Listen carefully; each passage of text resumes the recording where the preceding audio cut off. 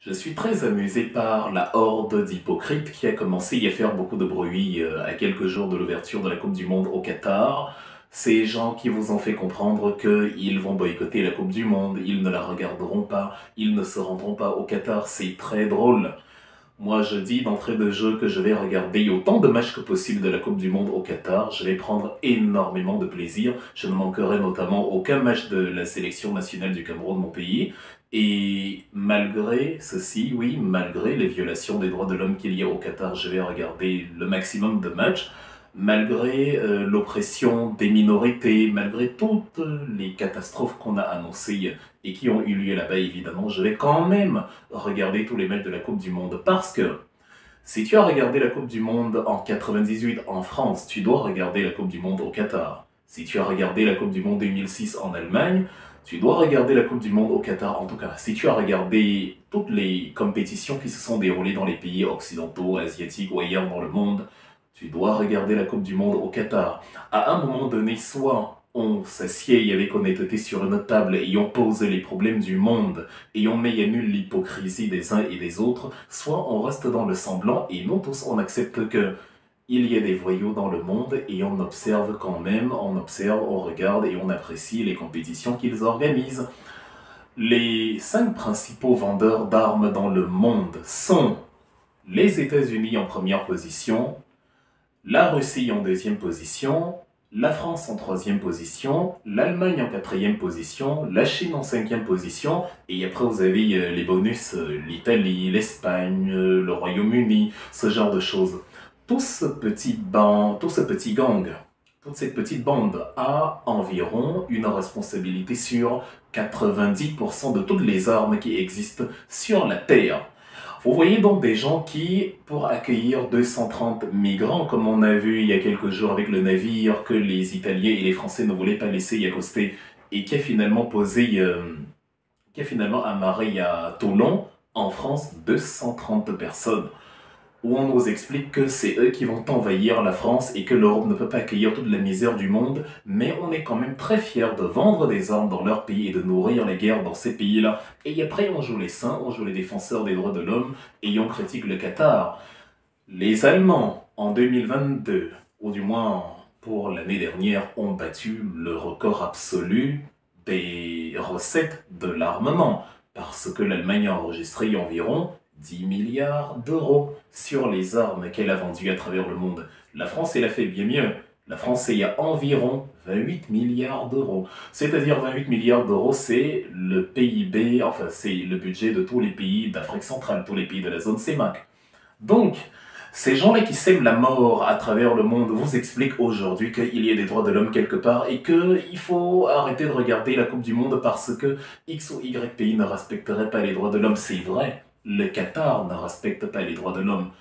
Mais je ne pense pas, du moins je ne dis pas, et je refuse de me dire que la France, l'Angleterre, les États-Unis, les Américains, les Chinois, les Russes sont différents. Personne ne respecte les droits de l'homme dans le monde. Personne. Ils sont tous méchants.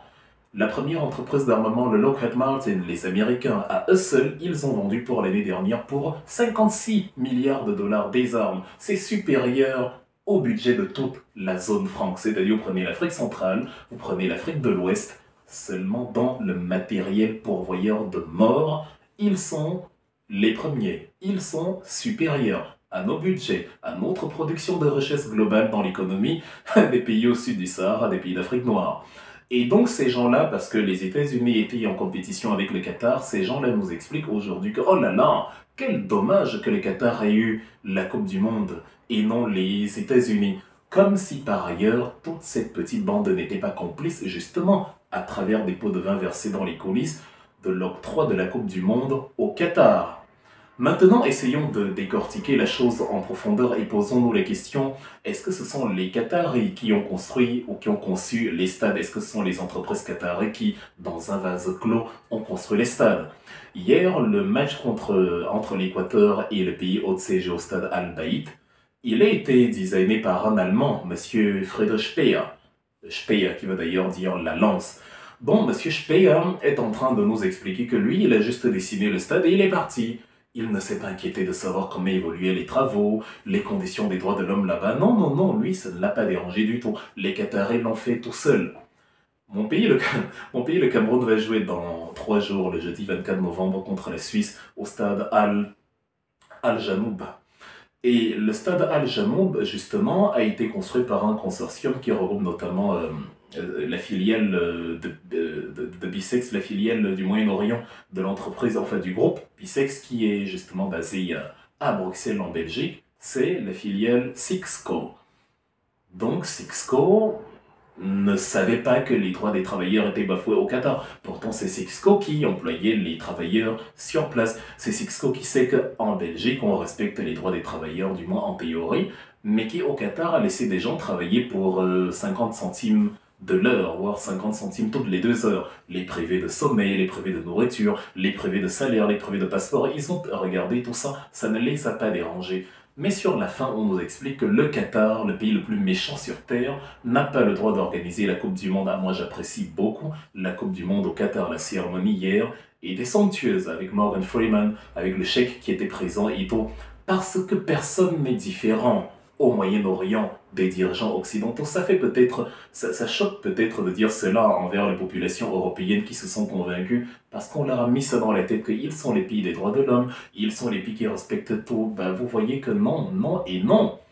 Aujourd'hui, on dit que les stades au Qatar vont émettre beaucoup de gaz à effet de serre et tout, et que c'est un fiasco contre l'environnement avec les climatisations qu'ils mettent à l'air libre et tout. Bon, je regarde un pays comme la France qui dépend énormément du nucléaire pour pouvoir justement faire des vidéos comme je suis en train de faire, ou regarder justement les matchs à la télévision comme les Français vont le faire. Mais est-ce que le nucléaire, quand on sinistre les régions du Niger, de l'Afrique occidentale, où on puise ses ressources, est-ce que le rendu, est-ce que le bilan final, une fois que Orano a quitté la mine d'Arlit, par exemple, après l'avoir totalement épuisée, est-ce que le paysage environnant respire la sérénité environnementale? Est-ce que les populations sont dédommagées?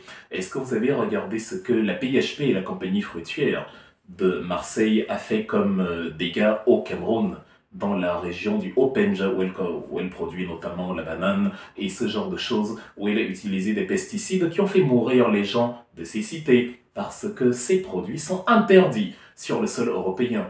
Les mêmes vous expliquent que le Qatar, le plus méchant pays de la planète, ne doit pas organiser le mondial.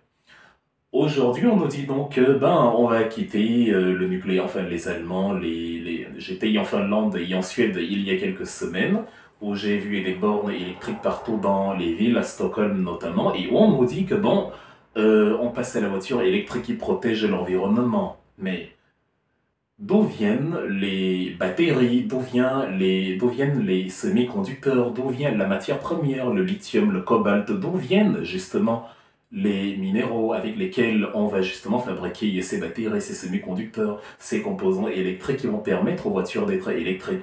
Ils viennent de la RDC, ils viennent des mines d'Afrique, où on fait travailler des petits enfants qu'on ne paye pas, où on fait travailler des femmes enceintes, où on fait travailler des gens qu'on a littéralement esclavagisés, avec la complicité des groupes occidentaux qui justement recueillent à très bas prix ces matières premières et qui viennent justement les utiliser ici pour vendre le produit fini à 1000 fois plus cher que la matière initiale. Ce sont eux qui vous disent aujourd'hui que le Qatar ne doit pas organiser la Coupe du Monde parce que les droits des homosexuels sont bafoués, parce que les droits de l'homme... Je ne considère pas que quand on a ces droits bafoués, le fait qu'on soit homosexuel ou pas crée une particularité supérieure. Des droits de l'homme bafoués sont des droits de l'homme bafoués.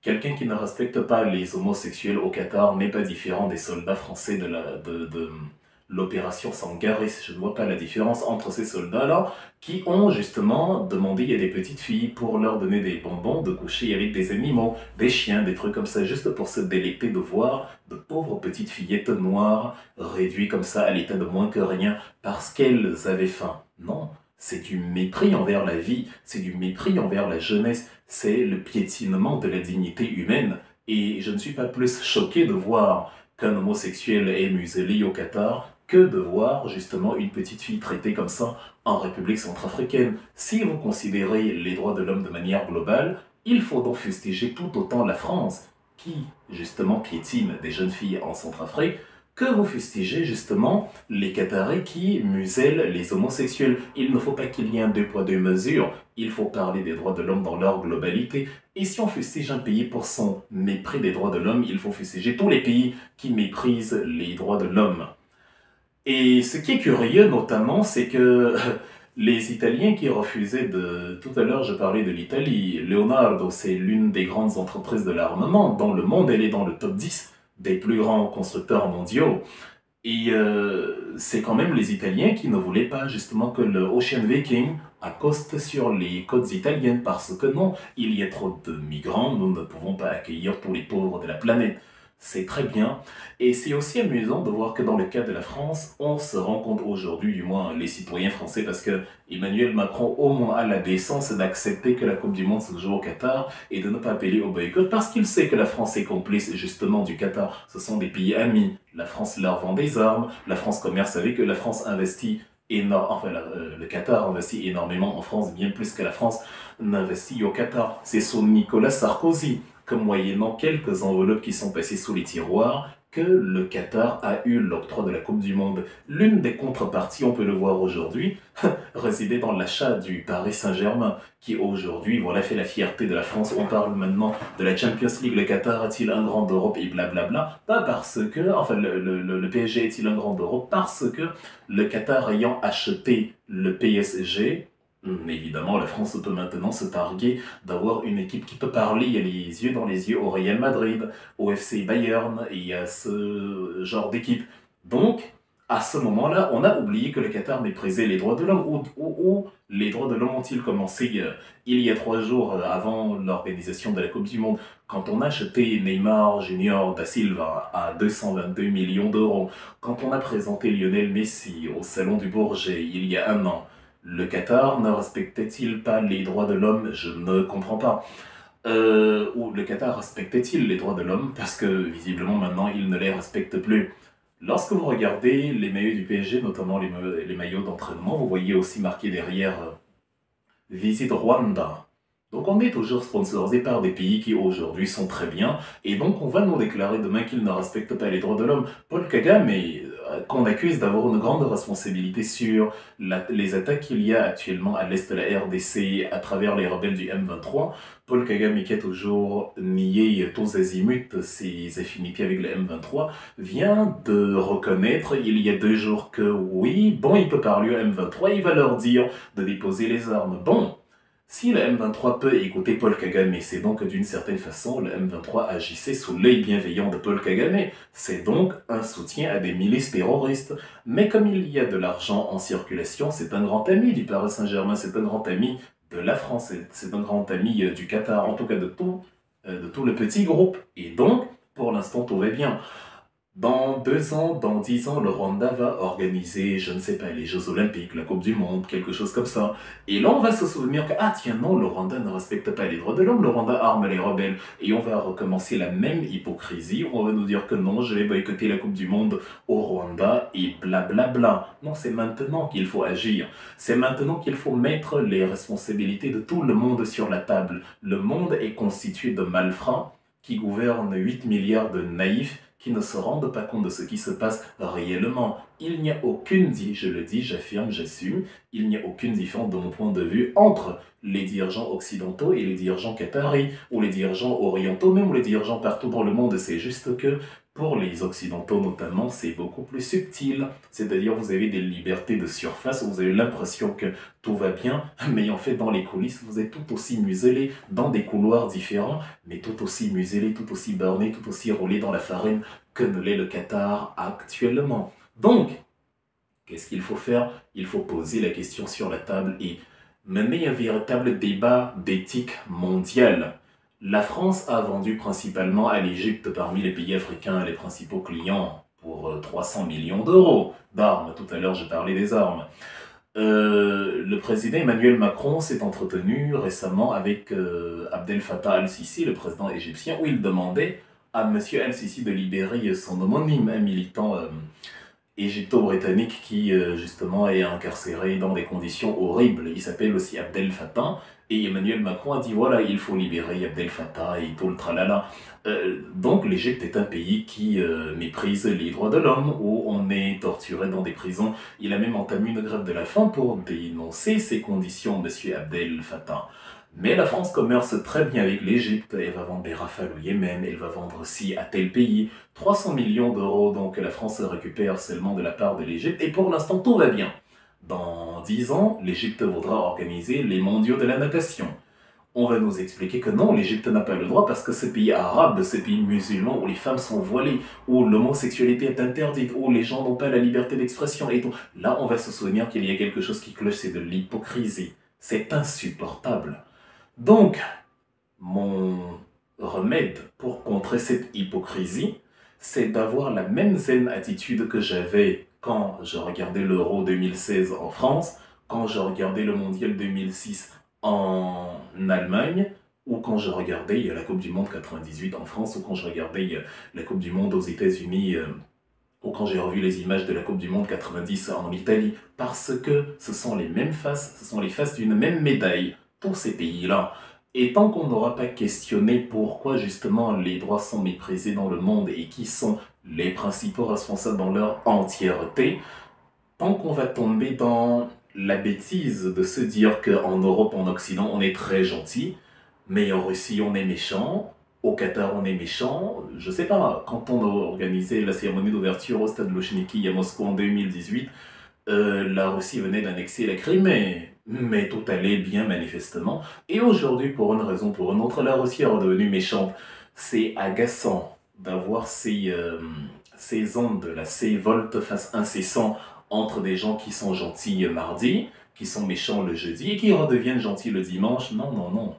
Il faut questionner les responsabilités de chacun, j'insiste. Il faut mener une véritable discussion internationale et assumer, comme l'a dit Gianni Infantino, les torts de chacun. Le Qatar n'est pas plus méchant que l'Espagne, que l'Italie, que le Portugal, que ceux qui nous ont colonisés en Afrique ou que ceux qui vendent les armes partout sur Terre. Et si on va regarder les JO 2024 à Paris, si on a regardé les JO 2008 à Pékin, ben, on va regarder la Coupe du Monde au Qatar. Je me réjouis d'ailleurs tout à l'heure du match entre l'Angleterre et l'Iran, et je vais me délecter du match Sénégal-Hollande, tout autant que du match Pays de Galles États-Unis qui sera juste après. Bon, bonne Coupe du Monde à tous, et vive l'hypocrisie internationale.